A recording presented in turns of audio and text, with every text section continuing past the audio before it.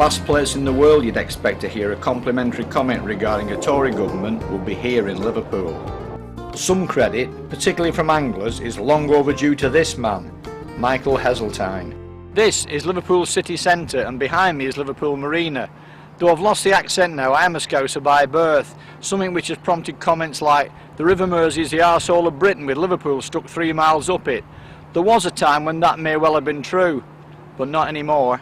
Back in 1981, in the aftermath of the Toxteth riots, as Secretary of State for the Environment, Michael Heseltine described Toxteth and the adjacent Mersey as an affront to the standards expected in a civilised society. As a direct consequence, £4 billion was earmarked for coastal and river regeneration throughout the entire northwest of England, leading to scenes like this eventually becoming pretty much a thing of the past. Fish are opportunists, and the good news is that they've been particularly quick to take up Mr. Heseltine's investment. Some fish have always been present in and around the estuary, but tough regulation of wastewater and discharges throughout the entire Mersey catchment has encouraged fish at both ends of the river to recolonise every available square inch of new living space the moment it has been opened up to them. The species list is staggering, the headline inclusion being salmon, which now spawn in the upper tributaries. This is Sandon Dock wastewater treatment works, of itself not responsible for where we are today, but systematic of the commitment that has led to it. Raw sewage, which was previously discharged straight into the river, was diverted here for treatment in 1991. Industrial discharges have also been regulated, peeling back layers of pollution from the very biggest companies right down to the one-man band. Amazingly, from running sewer to running salmon has taken barely 13 years. This invasion by fish from the sea has not been something they suddenly decided to do on a whim or part of some natural cycle. Cod, whiting, bass, plaice, soles, rays and many other sought after species have now been coaxed back into the saline stretches of the river, to the extent that the Mersey is now one of the most important sea angling venues in the entire country. This is New Brighton Beach, a small but excellent patch of firm sand. Cars regularly put boats in here, but I wouldn't recommend it, particularly for the retrieve when trailer wheels bedding into the wet sand when winching on can cause the car wheels to dig in as well. There is a tractor on hand for launching, though most people use their own four-wheel drive vehicles. New Brighton is on the Wirral side of the estuary, so the prevailing southwesterly wind comes off the land. It can get a bit bumpy immediately adjacent to the beach, but when you start making your way inland, conditions are usually not something that's going to cause you a problem. The winter codding here normally runs on through into the new year, sometimes even as late as March, but November through into January is the key time. Small to middle range tides fish the best for reasons that will become apparent in due course. It is possible to fish the bigger tides, but only for 4 to 5 hours over the slacker periods.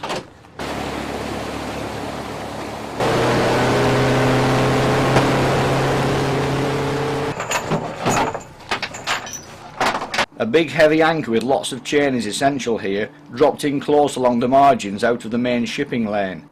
It's advisable to attach the chain to the base of the anchor as shown here, and to trip it with cable ties at the top, as there are some pretty severe snags dotted about the place. Over high water, wash from big ships coming within a few hundred yards can be a nuisance, particularly on an already bumpy day. It might look as if the boat is actually travelling here, but it's not. That's the force of the current, even on a neat tide, which demonstrates why the bigger tides need to be avoided. For drop-down fishing, you'll need leads of £1 pound and more fished on braid, and even then at peak flow you may not hold. It depends where in the river you choose to fish. Uptiding with plenty of grip is a way of life in these parts.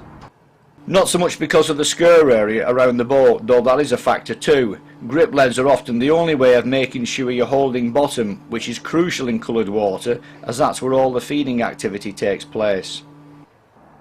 Over the slacker periods, small baits will bring up an endless stream of whiting and dabs, but when it's cod time, a 4-foot flowing trace rigged as a pennel loaded with black lug and squid is the preferred option.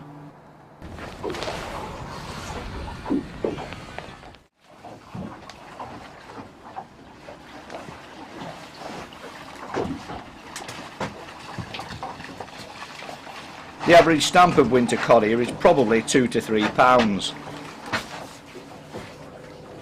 And what the whiting lack in size, they certainly make up for in numbers.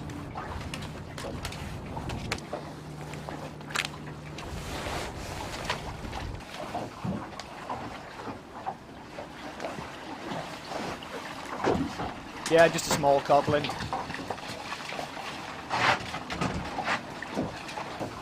The summer and autumn fishing can also be productive too. Ah, strap conger.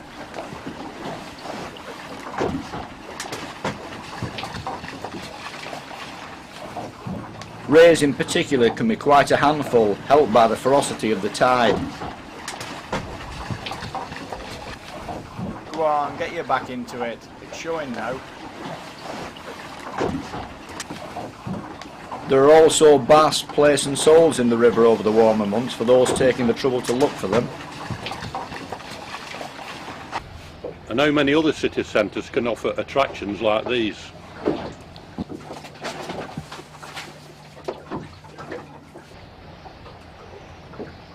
Dave Devine and I are lucky as we own our own boat. Not everybody is in that fortunate position. Just short of £8.5. For non-boat owners, the city offers excellent charter facilities too.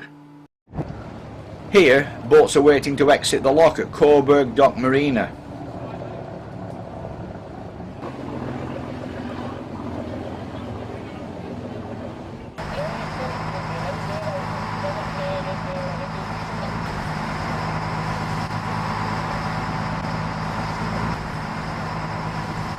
You couldn't be fishing any more in the city centre than this.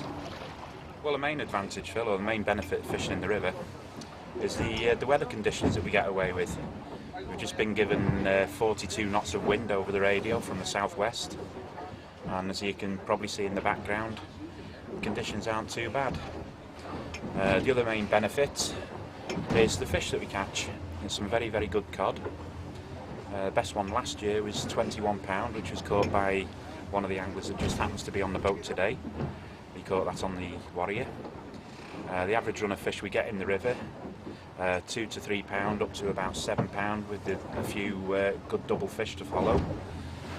Quite a few thornback rays, double figures, strap congers, whiting, some very, very good whiting, dabs. But really the main benefit is the weather that you get away with. He's got a fish.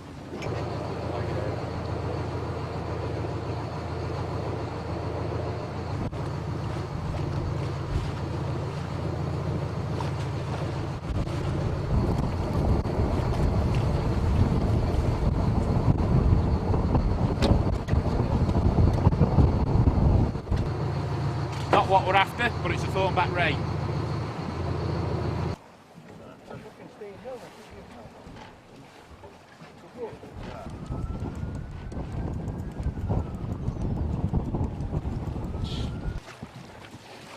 Very much like a ray, isn't it?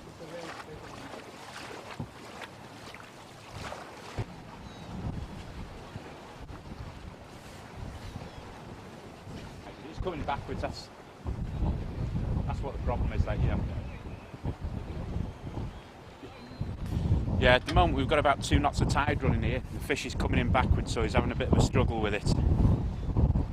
That's one of the disadvantages of fishing on the river.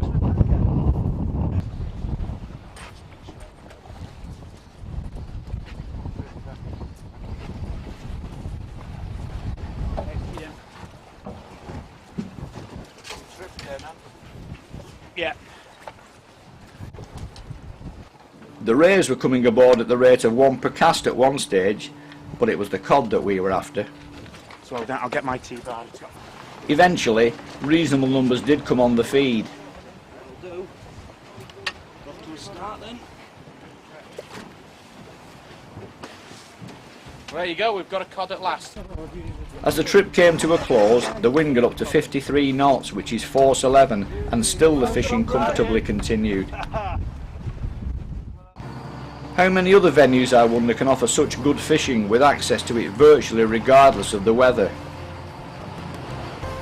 Equally, how many other venues have enjoyed the benefit of a £4 billion cash injection from public funds? The simple answer is, probably not enough.